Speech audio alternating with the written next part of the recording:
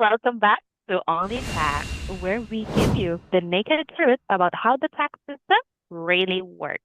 No fluff, no confusion, just real mistakes and real solutions.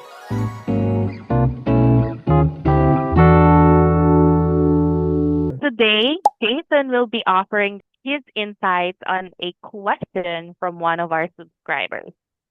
So here's the question.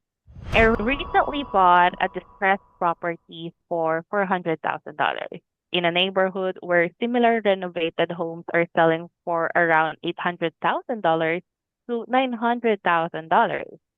The house has been abandoned for about 15 years and needs major repairs, including a new roof, mold remediation, termite damage repair, plumbing replacement, electrical rewiring, and flooring repairs and driveway fixes. The kitchen is also completely torn out, and there are hazardous materials like asbestos that need to be addressed. I'm planning to hold the property for at least a year while completing the renovation. However, the county assessor is not accepting my $400,000 purchase price for property tax assessment. They're saying the land alone is worth that much and are asking me to provide detailed estimates for all the repairs before they determine the assessed value. Is this normal? Can the county reject your purchase price like this? And what should an investor do in this situation? Yes, so I would say that that's tough because every county is different. And the biggest mistake that this individual made, Rain, is that they bought a property before understanding how property taxes in that county is assessed and when are they assessed.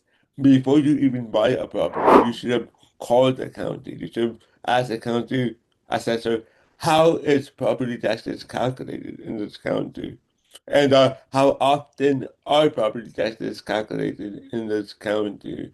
Meaning, are they reassessed only when the property is sold? Or is it one of those counties that where the property taxes are reassessed every other year, right? Because I remember when I was looking into Kansas City and some of the better counties in Kansas City, it was really hard to find good deals in Kansas City because the property values were so high that the county assessor would reassess the property tax, every other year, which would make the property tax just skyrocket, and then the property would not cash flow. So those are things that you should be looking into even before you purchase the property. It doesn't matter if you're buying a single family home for $500,000, but it's even more important once you start getting into bigger, apartment buildings that cost millions of dollars. Because if you miss the property tax, I would say property tax and insurance, those are things that you need to understand completely before you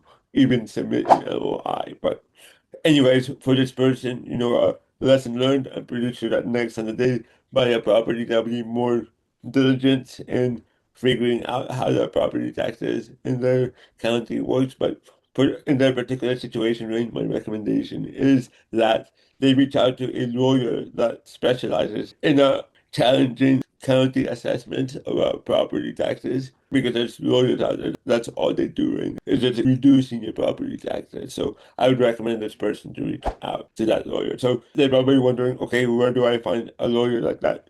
Go on Bigger Pockets and go on your local real estate meetup group and start asking people if they've ever used a lawyer for their property taxes. And then through recommendations, I'm pretty sure that you will find somebody in your area who can help you. Everyone, thanks for watching Only Tax. If you have any articles, any questions, or even memes and even like TikTok videos that you or reels that you want us to react to, send it our way and we'll definitely check it out. And thanks for watching Only Tax, where we give you the naked truth about how the tax system really works.